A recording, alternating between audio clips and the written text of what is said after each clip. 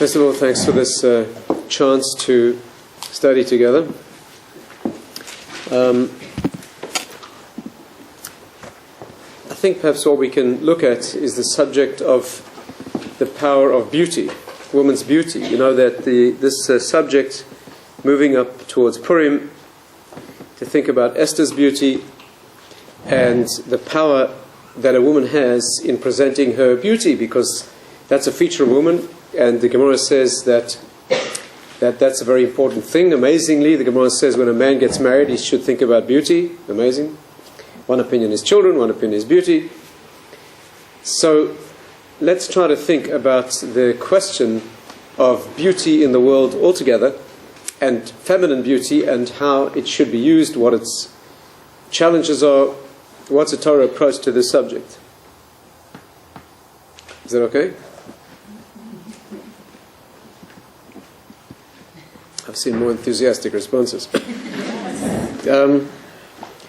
So I think that the question to ask is this. You know, first of all, the background is that really our battle with the Western world, our exile in the Western world, is really pitched over this issue. The battle that we fight in the culture we live in is really, this is really where the battle is pitched. They're not videoing that, are they?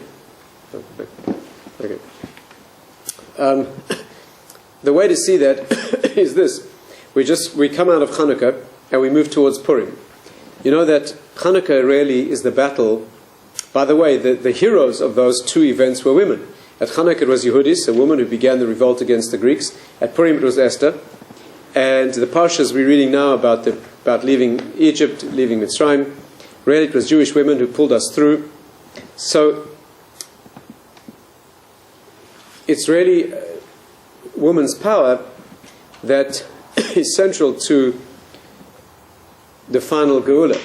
But if you look at the two post-biblical, so-called post-Tanakh festivals, or the end of Tanakh, which is Purim, and right after that, which is Hanukkah, you see that what was introduced there was a battle over the question of beauty. Greeks, for example, the battle with Greek culture is a battle over beauty. Greek culture was a presentation of beauty. The Greek games were played naked. In fact, one of the ordeals, one of the central issue that was a challenge to the Jewish people was in fact the beauty of Greece. The body was exposed. The body was exposed to show its beauty. The Greek ideal was a healthy mind and a healthy body, and therefore they excelled in philosophy, which is the structure of the mind with its own beauty in the ideas, and also the beauty of the body, and the two had to be harmonized. And that's why the Greek games were played naked. It's not because you can do athletics better if you don't have any clothes on. It's because there's a beauty in demonstrating the body and its abilities. And that is really, of course, not our approach to the world at all. And yet we're not talking about fools. The Greeks must have been perceiving something that is correct.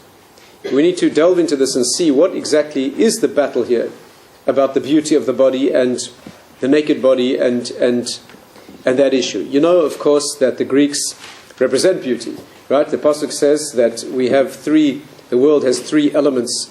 Humanity consists of three elements that came out of the three sons of Noah. Noah had three sons, Shem, Cham, and Yefes.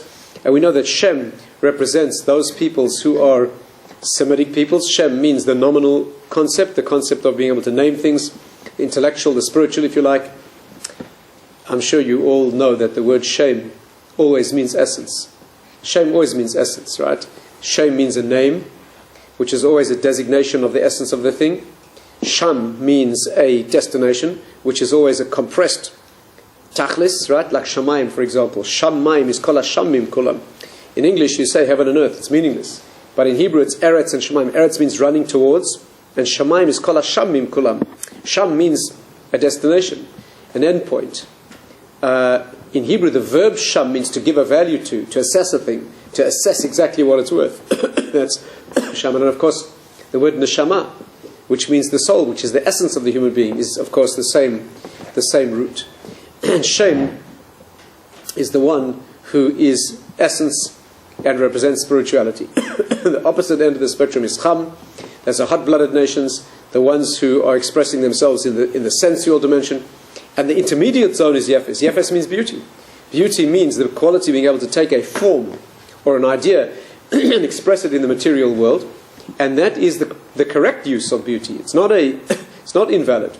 The pasuk says, Yafta Elokim leYefes, that Hashem gives beauty to Yefes, v'yishkan bo Hashem. The function of Yefes is to express something in Kedusha.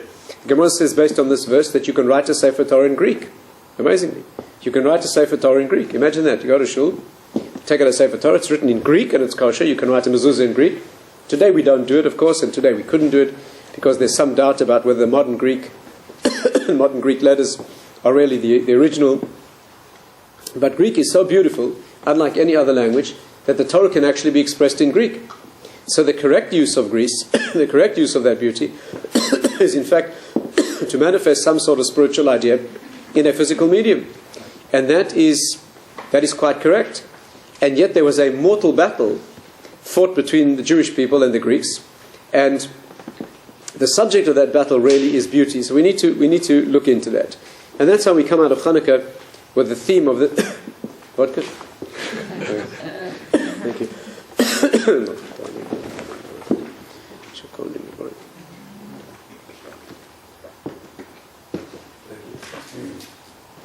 So that's what we need to understand. But I think that if you follow this theme through Torah, I think you find a couple of questions. The first question is, why does the Torah point out beauty and point out woman's beauty? When we deal with women who are beautiful, or Yosef, who was a man who had a woman's type of beauty, there the Torah makes a point of telling us, right? Yosef was Yefasma, he had beautiful form, beautiful face, beautiful form, the attributes of womanly beauty. Why does the Torah bother to tell us? I mean, we are taught, we certainly understand that the pursuit of Kedusha is something that transcends the body. Who cares what the body looks like? Who cares? Why is it important in Torah? Torah is a spiritual teaching. Torah is the vessel of transmitting mitzvahs, how to live in the world. Why on earth it is important to hear that there was a man who was good looking? You know, the Midrashim say that it was exquisitely good looking. Egyptian women used to cut themselves. You know, the Midrash says when Yosef used to ride past in his carriage in Mitzrayim, if the women were doing some, kitchen work or peeling, they would peel their fingers. Right? Because they were so captivated. I mean, modern pop hysteria is nothing compared to Yosef's effect on the Egyptian, female population. So why is that important? I mean, why is that important? The Midrashim go into detail about it. And when the Torah describes women of beauty, it makes a point to that. Sarah Imenu, for example. Sarah was exquisitely beautiful. Sarah was very beautiful. And the Torah is not reticent about talking about her beauty. Sometimes I've discussed this subject among young, opportunity to talk to Beis Yaakov girls. And you ask them, why is the Torah mentioning and considering a woman's beauty important? And they always tell you, the answer is immediate. The answer is we're talking about spiritual beauty. Spiritual beauty, right? That's completely wrong. It's completely wrong. We're not talking about spiritual beauty. How do we know that Sarah was beautiful? How do we know that Sarah Imenu was beautiful? Not in a spiritual way. I mean, I'm sure she was spiritually beautiful too. But how do we know that she was sensually very beautiful? How do we know that? Because the Egyptians were ready to kill for her. The Egyptians were not looking for Rebbetzin material. Right? The Egyptians were looking for... The Egyptians were as depraved as you can get. They weren't looking for the Egyptian model of what a woman should be was not your ideal Beis Yaakov sort of picture. That's not what they were looking for. And therefore, there's no question that she must have been exquisitely beautiful in a way that would attract an Egyptian. So the Torah is telling us that she was beautiful, and it's presenting a beauty that could be the most depraved type of temptation for the world of men. And the Torah seems to think it's important. Why? Rivka and Rachel were exceptionally beautiful. The Ramban says that Dinah was unbelievably beautiful. The Ramban says the only reason that Dinah's beauty is not mentioned because it led to a problem. Because when Shechem saw her, he was so taken by her beauty that he abducted her, and it was a terrible tragedy in her life and in Yaakov's life. There's one shitta, she never got married after that. One opinion is that Shimon, her brother, married her because no one else would. And the Ramban says she was exquisitely beautiful. By the way, it's no accident. The Ramban says an amazing thing. The Ramban says, where in Chumash is Chanukah mentioned? Chanukah is not mentioned in Chumash, right? It's a post. But where is it hinted to? Where is the Maaseh Ava Siman Labonim? Where in Chumash do we see Chanukah being hinted to? And he says Maaseh Dinah. Why? Because Dinah, the battle over Dinah, the abduction of Dinah by Shechem, was because of her beauty. There was a craving of her beauty by Shechem, who took her away. And how was she saved? By just two brothers wiping out the whole of Shechem.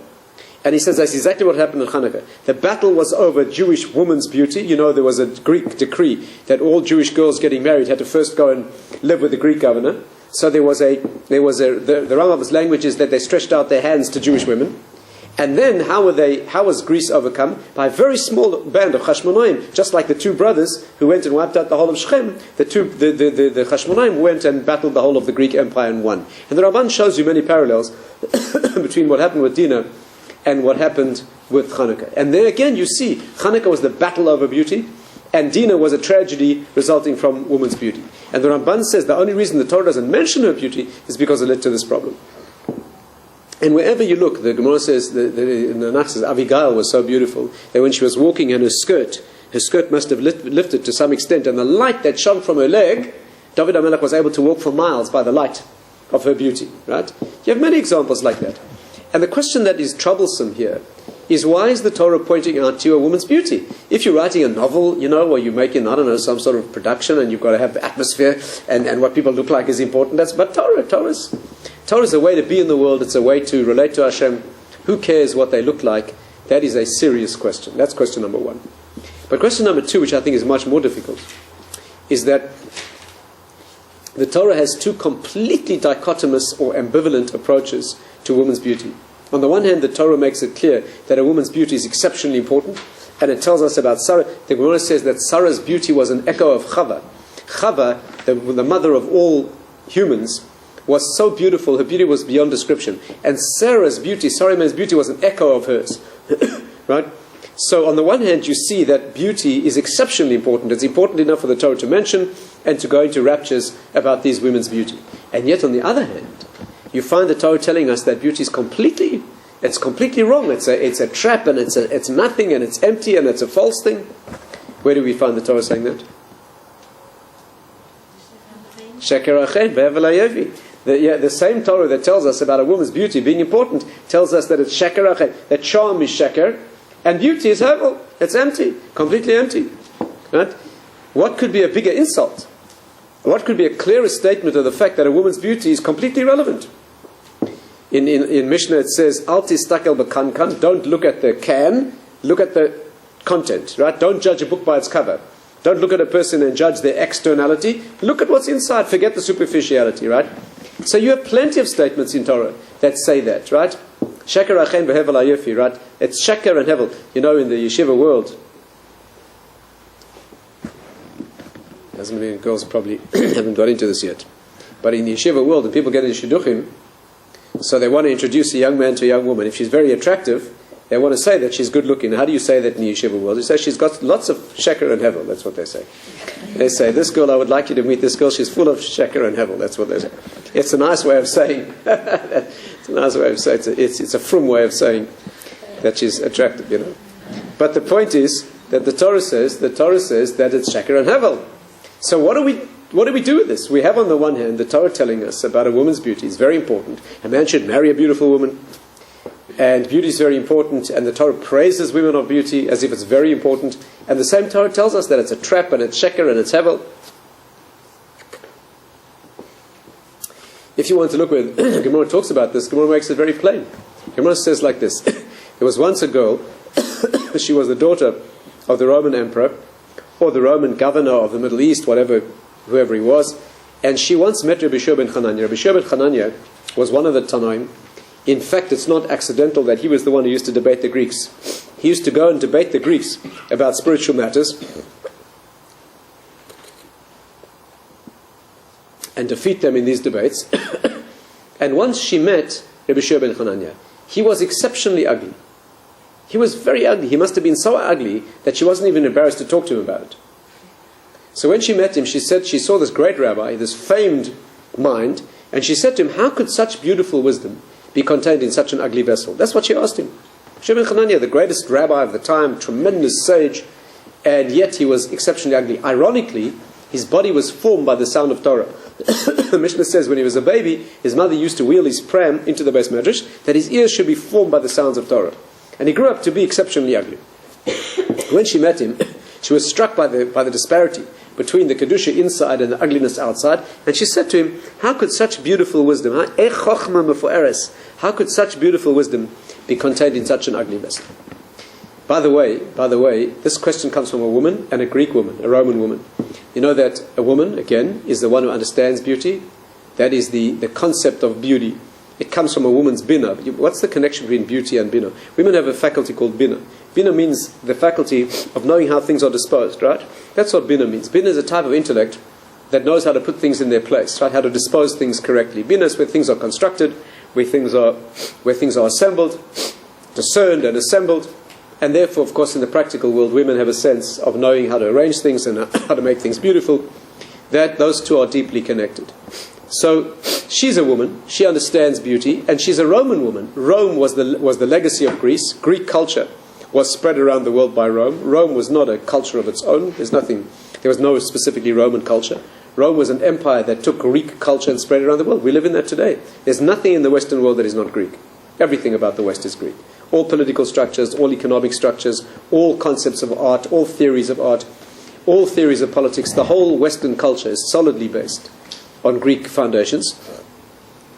The whole Western approach to all intellectual, it's all based on Greece.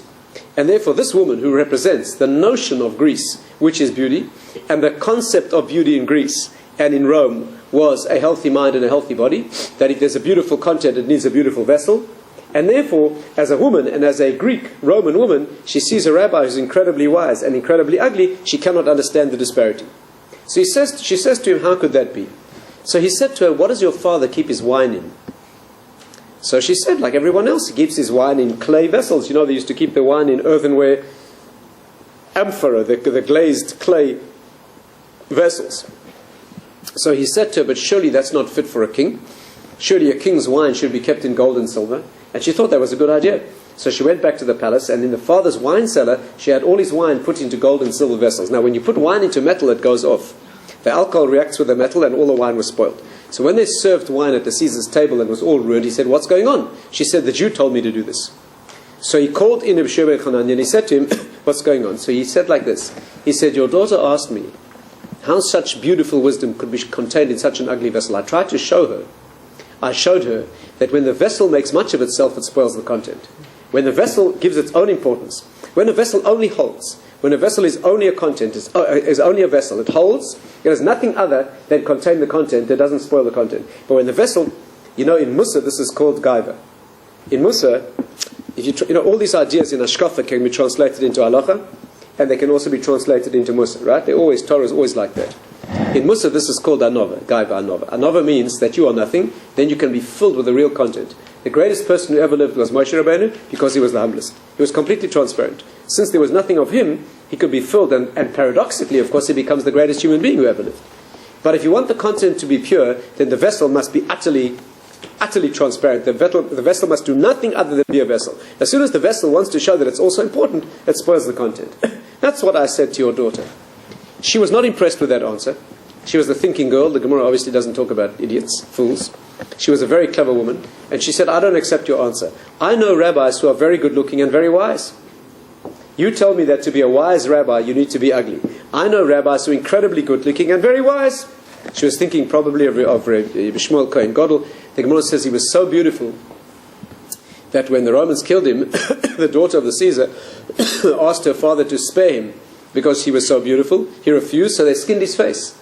The Romans skinned his face, and they kept the mask of his face, and they used to parade it in the streets, and there's a whole discussion about that. But he was exquisitely beautiful. Later, the Gemara says Rabbi Yochanan was so beautiful that when he went to visit a friend of his who was poverty-stricken and ill, in a dark house, couldn't afford any light, Rabbi Yochanan rolled up his sleeve and lit the house. The incandescence of his beauty lit the house. That's how beautiful. The Gemara says they used to put him outside the mikveh, that women on the way home to their husbands, they should see him. So they should conceive children by having something of his beauty. But Rabbi Yochanan was exquisitely beautiful. So she said, I don't accept that you need to be ugly to be wise, because I know rabbis who are very good looking and very wise. So he said, yeah, but had they been ugly, they would have been wiser. That's what he said. That means they managed to achieve great wisdom despite good looks. I had the advantage of being ugly, and had they been ugly. Now what is going on? What does this mean? This Gemara is telling you very clearly, this is the central place the Gemara talks about it. The Gemara is telling you that good looks are a problem.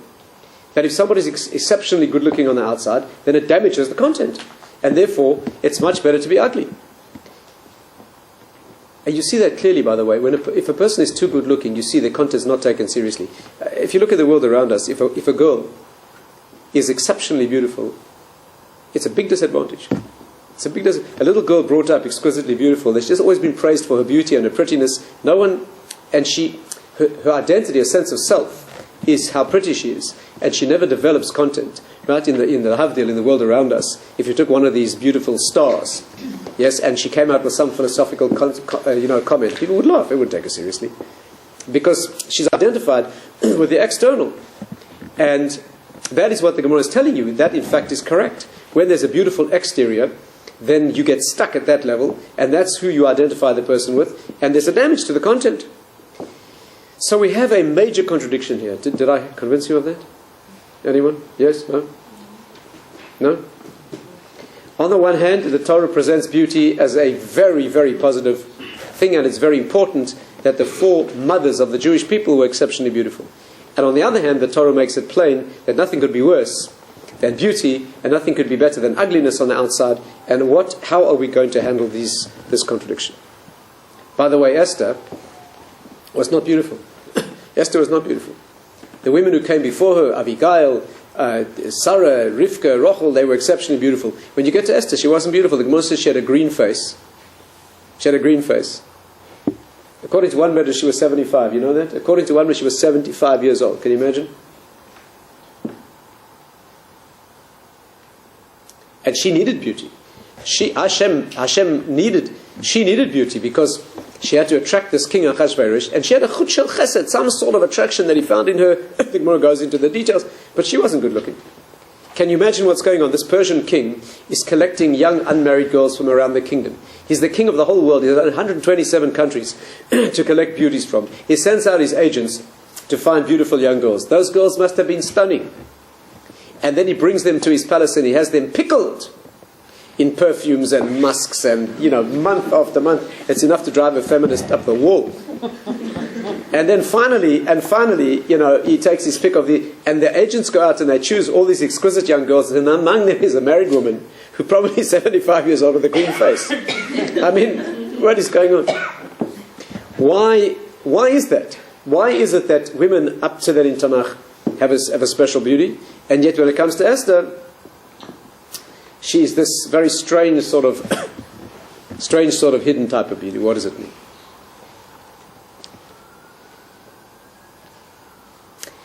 Let me suggest to you a way through this, which I think is very thought-provoking. I wouldn't be stubborn. If you have a better answer, I'm happy to hear it.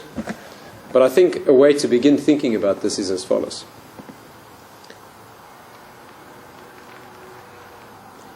The key, I think, is this. Jewish history fits into two phases, right? If you take the span of history and you say this is the creation of the world, and we have 6,000 years of history, right? And we are here because we 5772. We are right at the end of history. We have the beauty of looking back and seeing all the prophetic predictions that were made having come true.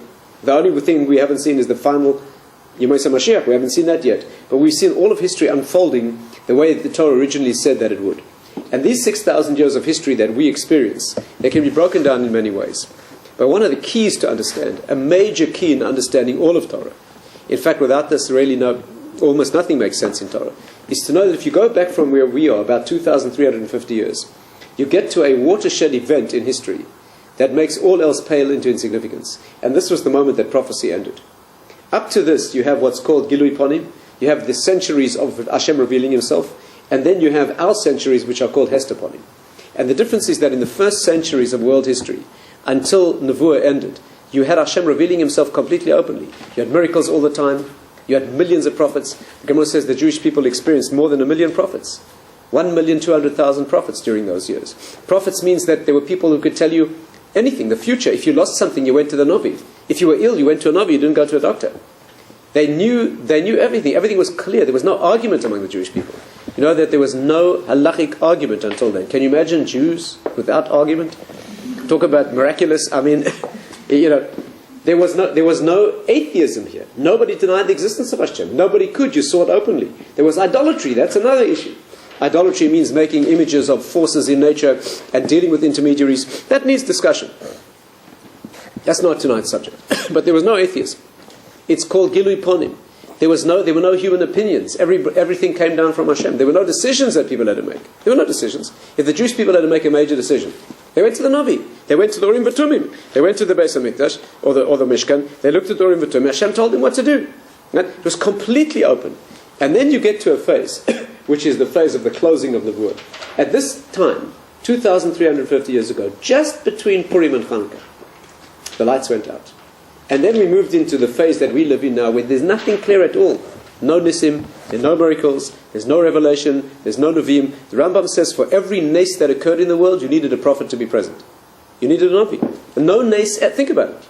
Every nes that ever occurred, the splitting of the Jordan, the splitting of the sea, the reviving of the dead, anything that ever happened in history was mediated by a Navi. I'm not talking about the Nisim that you find later in the Gemara. That's a fascinating question in its own right. How come Tanaim and Amoraim were able to do miraculous things? That's a side issue, but not for now. But the principle is that until this phase, everything was open. From this phase on, the world closes down and we see nothing. That fading of the light, if you like, was exactly the story of Purim and Hanukkah. 2,350 years ago, you get Purim. Purim is where the light begins to fade. What happens at Purim? You have Hashem revealing himself, but in a very hidden way. The miracle that took place at Purim was a hidden miracle. Hidden miracle. Up to then, the miracles were absolutely open. The sea, Hashem has to save the Jewish people. The sea splits, they get manna, no problem. Now, Purim, what happens? Well, there's a king who doesn't like Jews, perfectly natural, happens all the time. There's a prime minister who wants to kill all Jews, happens every couple of weeks. Nothing abnormal about that. And eventually, a whole intrigue of political events happen that the king, the queen's killed, and another queen. Nothing miraculous at all.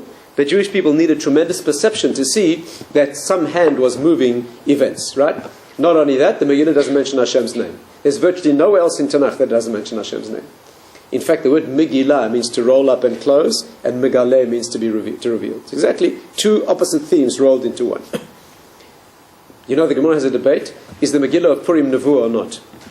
Is the Megillah Nevuah? Does it deserve to be in Tanakh? There's a whole debate about it in the Talmud. Eventually, the Gemara concludes it must be Nevuah. You know why? Because there's one pasuk in the Megillah that says, Vayomer Haman b'liboy. Haman thought to himself. Only a Navi could write that. How could anybody document what a person thought to himself unless they're a Navi? Oh, so it's Nevuah. Show me one other book throughout the history of Tanakh where there's a debate about whether it's Nevuah or not. There's no debates about it. But this is already the borderline. Here we move into a zone that is not clear at all. And Esther means the hidden one. And Purim means the luck of the draw. All the signs you see clearly when you get to Purim. You see that the light begins to fade, and after that it closes. And then you get to Hanukkah 150 years later, and nothing is revealed. Hanukkah, there's nothing. There's no Mishnah, there's no Megillah, there's nothing at all. There's a few days of a light that burns, but it's a completely hidden type of thing. It happened only inside the Beis HaMikdash. It had nothing to do with saving the Jewish people. It happened after the war was won. It's a completely different sort of a nes. And after Hanukkah, we move into the era of darkness. You know that Hanukkah, Rav Hutner calls it the Yom Tov of Torah Sheba'al Peh. Because now we move from Torah Shebiksav, the written Torah that Hashem is revealing in the world, we move now into the phase of Torah Sheba'al Peh, where it's only Emunah. By the way, the Zohar says this is called male and this is called female. The first phase is male, because male is emes. It's delving for emes and clarity. But staying attached in the darkness, that's called female. Their work of character, their work of attachment, their work of loyalty. Emunah means ne'eman. That means to hold on and carry us through. Right? Exactly like the birth of a child. Exactly like the birth of a child. The male contribution is nothing. The male gives half a genetic code, that's all. There's no staying power, there's no ability to go through pain and difficulty. And the woman does it all. The woman is day after day of a pregnancy, which gets a bit more uncomfortable. You can't take a day of a pregnancy. You might like to, but you can't. And it ends in difficulty and pain and danger. That is the female phase of remaining attached even when there's no clarity at all. And therefore, in the early phase of world history, nobody ever bothered to prove that Hashem existed. It was ridiculous. You could see it. And now we cannot prove it. We can't prove it now. We have evidence. You have circumstantial evidence. We have a story. We remain attached to it. We remain loyal. But there are no open demonstrations. And of course, that's our greatness, is that we can function and make our own contribution. And those are the two phases Those are the two phases of history. What I'd like to suggest to you this evening is that beauty in the first phase was an important thing. Beauty in the first phase, the more beautiful the content, the more beautiful was the vessel. And it deserved it. The more beautiful a painting, the more beautiful frame it needed to bring out its beauty. But when you move into the phase where all fades and you see nothing, you move into the phase of darkness where all you can see is the frame, where all you can see is the vessel, then it becomes very dangerous to have a vessel that has its own beauty, because then you cannot see through it at all. In the era when vessels were transparent, you could see through them. And the more beautiful the vessel was, the more showed you the content. But when we move into the generation of Hester Ponim, with Esther begins, now any external beauty has no hope of showing you the inside. The more the sensual beauty on the outside, the less hope you have of seeing the inside. And I think that's the answer to this question. Let's try to understand this a bit more deeply. By the way, just to point out, you know that up to now, Jewish people made a decision by relating to prophets. From Hanukkah, they made a decision only by relating to Das Torah. That's all you have. What was the first rabbinic decision ever made? It's an amazing thing to think about. What was the first decision the Jewish people went to a rabbi to decide when there was no revelation from Hashem? It was Hanukkah. What happened? Matisyahu got up and he said, "Gentlemen, I made a decision." They said, "Rabbi, what's your decision?" "We declare war on the Greek Empire." "Rabbi, you and whose army?" "Well, there's me and my sons. You know, there's 5 of us. We've got a few old swords." "Rabbi, the Greek Empire, 10,000 war elephants?" "Yeah." "Rabbi, did you ask a prophet?" "No, there's none of them." "Did you consult the Urim V'Tumim?" "No, that's gone." "Rabbi, how do you know this is right?" I think it's the right thing to do. War on the Greek Empire? You know, he didn't add a few new piyutim to Shachris, you know, or like we're going to plait the chalas a little differently. War on the Greek. And the funny thing is they listened to him, and the really funny thing is that they won. But you have to understand, this is where Das Torah came into its own, where we have no point of reference other than what we evoke from ourselves. That is the difference that happened. Let's try to study this just for a few minutes, take it back a little bit more deeply, and see if we can feel this out. Where does this begin? Where does this dichotomy, this first phase where the body needs to be beautiful, and more beautiful than the neshama, the more beautiful the body should be, and then we move into a phase where the more beautiful the neshama, the less beautiful the body needs to be. Where does that come from? If you go back to the beginning of this battle, it's very, very clear. The battle is Adam and Chava, who are created naked. Their body is very beautiful. Why would they need clothing? The Torah points out very clearly that they were naked. And there was no shame. No shame was possible. Let's try to understand that. This is our problem. This is our problem. This is what tznius means. This is the battle of tznius. They're supposed to speak about the power of Jewish women. This is our problem. We live in a culture, right? You women, you live in a culture where the body is stripped and sold like horse meat. That's the battle. You have to, the refinement of a Jewish woman, of knowing how to present herself in the world, in a world that is so brutal in this area, so coarse and so vulgar in this area. Now, this is what we have to understand. Where does it begin? I mean, let's be frank about it. We're living in a culture where art consists of naked bodies. Where does this come from? Where's this ambivalence in the culture that we live in? On the one hand, to present your body naked is a tremendous humiliation. On the other hand, the art museums of the world are full of it. I give a lot of sharing in people's homes. Kiruf, you know, sometimes you can't, there's nowhere to put yourself. I don't know where to stand. If I stand with my back to it, they've got to look at it. But if I stand that side, I've got to look at it. Is family bringing up its children that the body needs to be modestly covered? And they've got artworks on the walls which are ridiculous. What does this mean? There's a truth to this. There's a depth to this. Adam and Chava were created and they don't have any clothing on. Why are we ashamed without clothes? You know why? Because our bodies look like animals. And we are aware that inside this animal body is an angelic neshama. And the two do not go together. Why are we ashamed without clothes? It's not a cultural phenomenon. It's because we're aware that we have angelic spiritual beings inwardly, and the body looks like a orangutan. You know, some of us a bit better looking orangutans, and others a little less looking. But it's a body. It's animal material. It contains excrement. It's given to decomposition. It smells bad. It's problematic. But it wasn't like that. When Adam and Chava were created, their body was incandescent with beauty. In fact, when you looked at their body, you saw the neshamas. Their body was transparent. They didn't look like we look. When Adam and Chava were created, the Gemara says, after Adam sinned and died, the light that shone from his seals is greater than the sun. Can you imagine? They were the size of the universe before the Chet. Right? You know what the Gemara says? That Adam and Chava were clothed in kosnos or. They wore garments of light. They wore garments of light. What does that mean? It means that when you looked at them, you saw the inside. What's a garment of light? It means a garment that reveals, doesn't hide. Right? Do you know what the Gemara says? Before the sin, before Chet Adam Rishon, Adam was clothed in garments of light, Aleph Vav Resh. And after the sin, Hashem sewed him garments of Or, Ayin Vav Resh. Now, you know in Hebrew, when an Aleph becomes an Ayin, it represents a change from spiritual to physical. It's an amazing principle. Go home and make yourself a list. Am I allowed to give homework? Go home and make yourself a list of Hebrew words that begin with an Aleph and then spell them with an Ayin. You'll see an amazing transition from the spiritual to the physical. Right? Think about it. It's an amazing principle. Ain, for example, Aleph Yud Nun, which means cannot be seen. Ayin, Ayin, where it does get seen. Ma'ayan is where the water that's invisible comes to the surface. Right? This is an amazing thing. Afar and Efer, there are many parallels like this. But Aleph Vav Resh in Hebrew means Or, that which reveals. Ayin Vav Resh, skin, means that which hides. Ayin Vav Resh in Hebrew is Iver, blind. It hides. First they were clothed in garments of reveal. Now they're clothed... By the way, why in English is this called a hide? Where did that come from? Yeah, somebody has a thick hide. Because the word Or, Ayin Vav Resh, means Iver. It means to hide. So first they were clothed in garments of light. When you looked at the outside, you looked at the body, you saw the neshama. Now they became clothed in garments of Ayin Vav Resh, where you look at the body, you see the body. When you look at a human being, you see the body, you need clothing. When you look at the human body and the body shows you the neshama, why would you want to put clothes on that? But when you look at the human body and you see an animal body, then you need to hide. You know what happened when Adam Rishon sinned? He covered his nakedness because he was humiliated. And by the way, the whole problem is his battle of humiliation. Hashem arrives in the garden and says, where are you? So Adam schleps himself out from under the trees and he said, I hid because I was naked. That's the problem. You disobeyed Hashem's command. The problem is your nakedness. Again, Adam Rishon has just disobeyed Hashem's command, right? That's the problem. That brought death to the world. And he schleps himself out from under the trees and he said, look, I was ashamed because I was naked. Nakedness is the problem.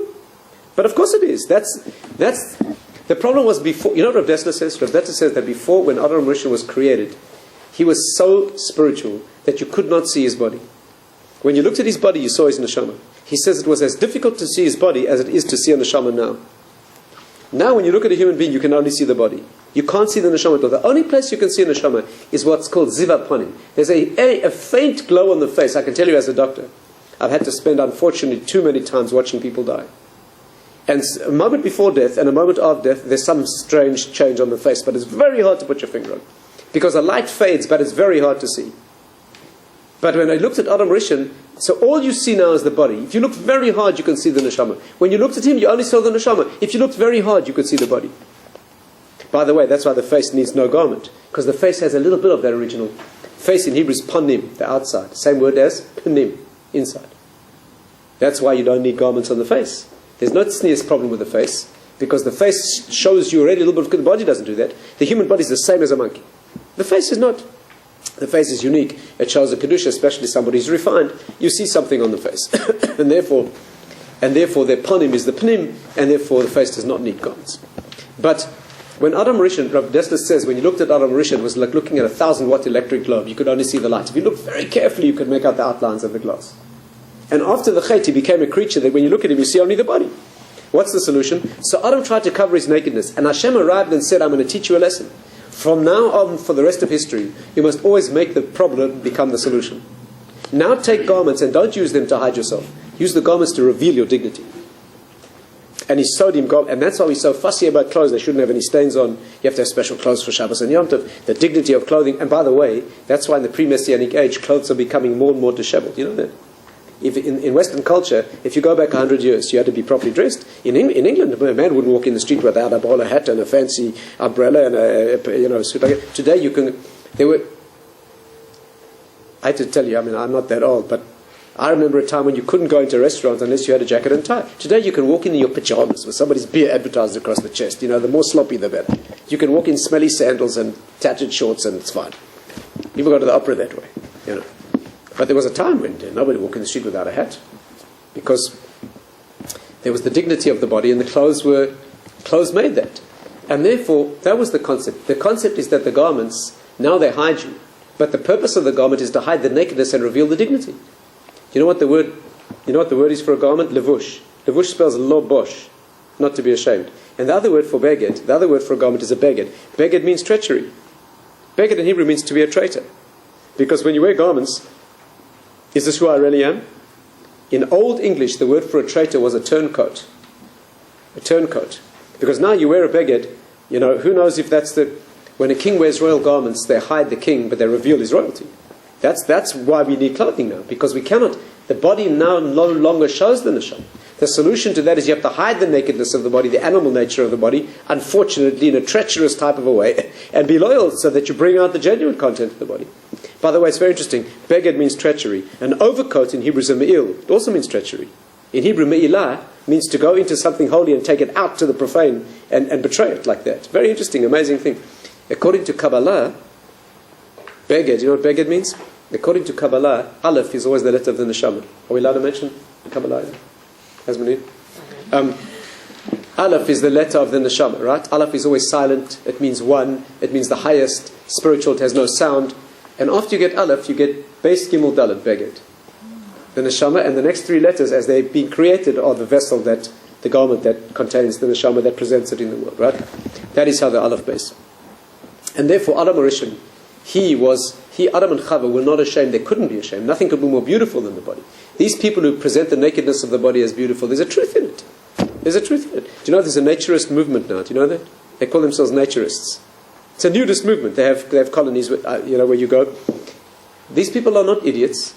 They are feeling something. If you speak to these people, they'll tell you that the body is beautiful. Why should we hide it? There's something deep in that, and they're feeling there's a messianic truth to that. I'm not recommending that you join the naturist movement. This is not the time. This is not the time. But they're harking back to something that the body, what could be less natural than putting clothes on your body? And therefore, Adam and Chava, they were transparent. They didn't need clothing. The beauty of the body was correct. And the more beautiful the neshama, the more beautiful the body needed to be. And women in that generation of history, what could be more beautiful? When the Torah talks about a woman's beauty, it's talking about a means of projecting the core, of showing you the content.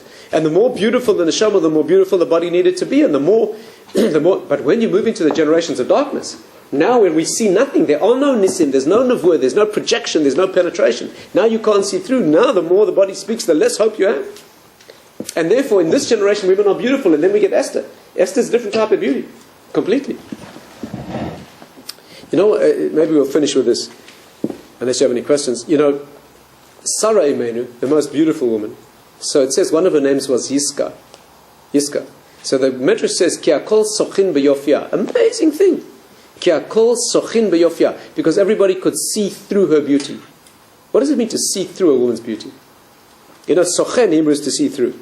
There are many words for seeing in Hebrew, right? Ro'eh, mabit, sofeh, mistakel, shur, many words. But soche means to see through. What other word in Hebrew has the same construction? Samach, vav, chaf, he. No? Sukkah. A sukkah is something you're supposed to see through. What is a sukkah? You go out of your house and you see through the sechach, which is the sukkah. You see through. Who you're supposed to see through it? Hashem.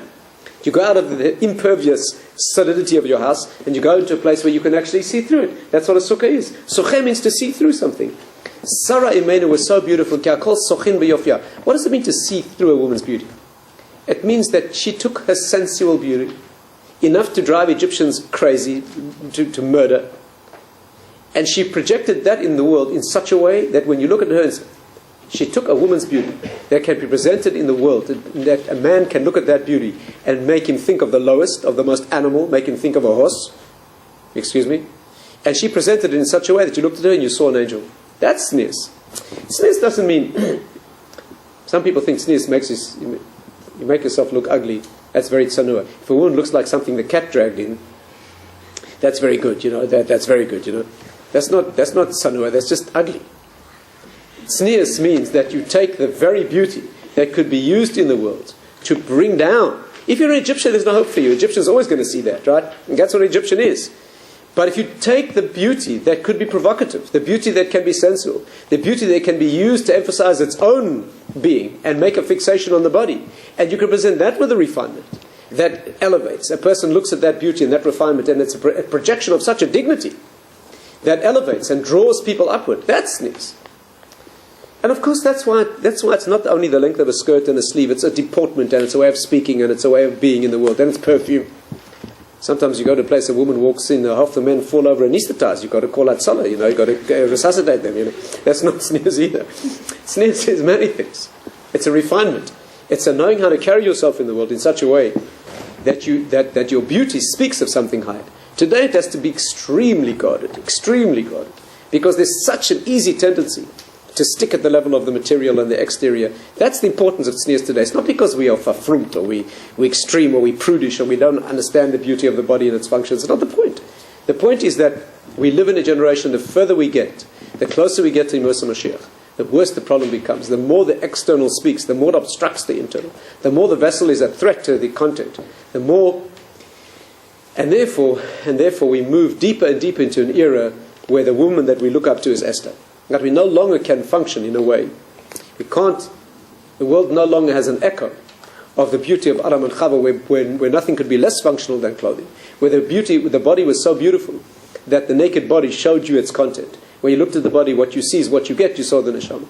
We move into the darkness of history, where the external world is always an obstruction and becomes harder and harder to see, and therefore it becomes more and more of an obligation to present the exterior in such a refinement, with such a dignity and with such care, that from the very nature of the covering we see the internality.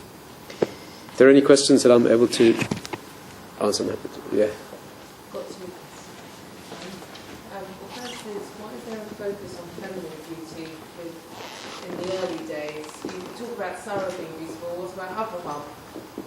Why just the women? And the second question is, in the time of Mashiach, if you're talking about Orah to Orah, will we then go back to being Aleph rather than... Yeah, could be, eventually. Why would clothes be necessary eventually? Eventually there's a debate about whether the body will be there, never mind the clothing. There's a big debate about that. The Rambam says that there will be, in the end there will be no body at all. Only in the neshamas. And all the other Rishonim say there will be bodies. The debate really is, all agree there will be a body, but will you call that a body?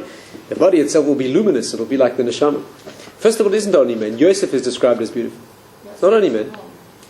Yosef is one of the others. What about Abraham, Yitzchak, and Yaakov? Were they good looking there? Well, why don't you ask about all the women that the Torah doesn't mention specifically?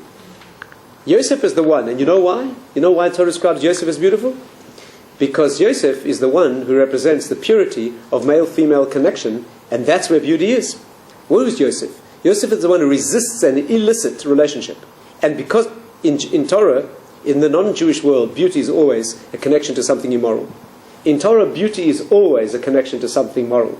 It's a perfect connection between male and female, with all its nearness and the kedusha that it requires. Therefore, Yosef, who's the one who overcomes that sort of temptation, no accident that he's the one who's beautiful. It's much deeper than that. Yosef is gematria Tzion. Tzion. And the Gemara says, Tzion Michlal Yofi. Tzion is the most beautiful place on earth. Why? Because that's where male and female connect. Hashem meets the world.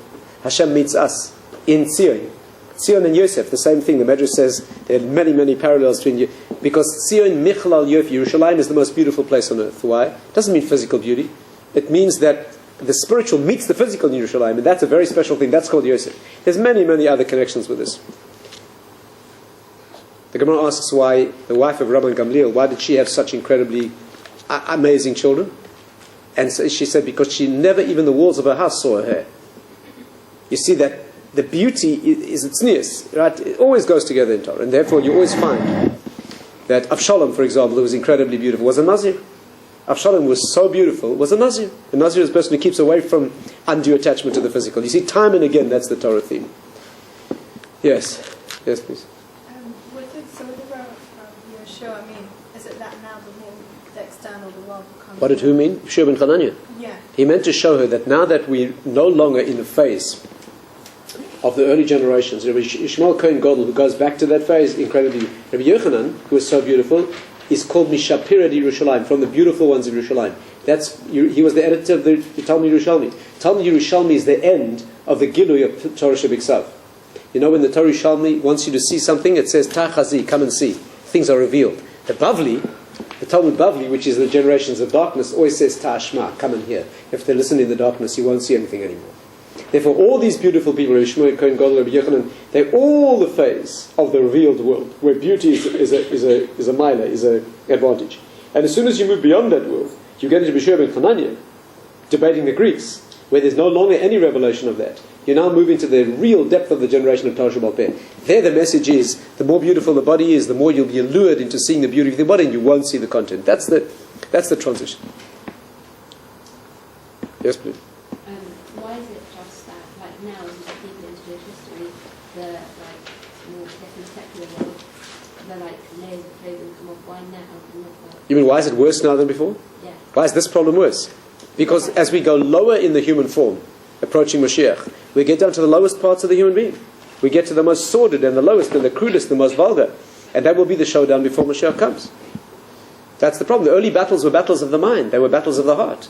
But we call Ikfas of Mashiach. That means the footsteps of Mashiach. So we're going lower and lower and lower and lower, and the battle becomes less and less intellectual and more crude and vulgar.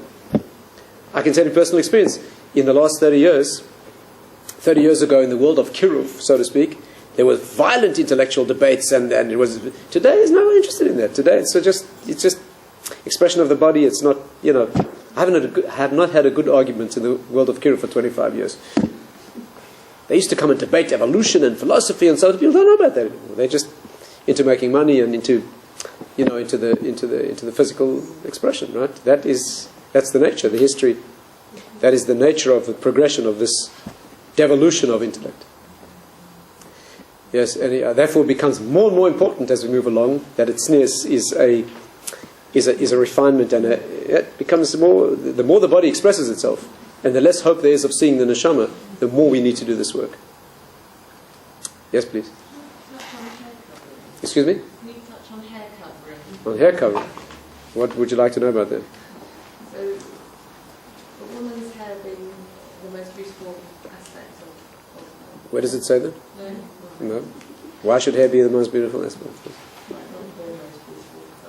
The concept of hair is that because nothing wrong with your face. No, there is. No, there is. Hair is called Sarba Isha Arba. That means that the hair is a spiritual revelation. Hair reveals something spiritual, not something bodily. It's a completely different kind of thing. If you switch off the recording, I'll tell you.